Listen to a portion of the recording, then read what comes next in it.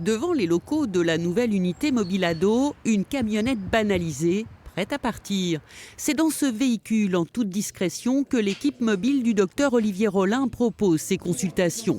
Infirmiers, éducatrices spécialisées ou assistantes sociales, ils interviennent aujourd'hui dans tout le département.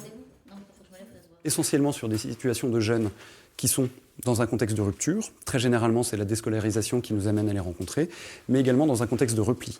Des jeunes qui peuvent passer toute leur journée chez eux sans jamais en sortir. Donc c'est essentiellement ça. Notre but, c'est de les accrocher, ces jeunes qui sont dans le refus de soins.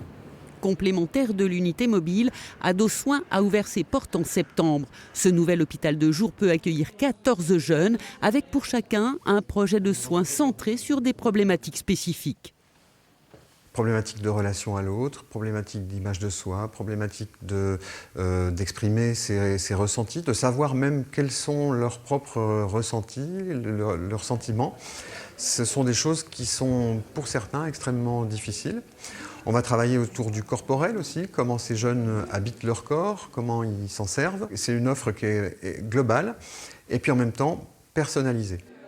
Et pour mieux prendre en charge les adolescents suicidaires en particulier, une unité d'hospitalisation complète de 5 lits accueillera ses premiers patients d'ici quelques jours.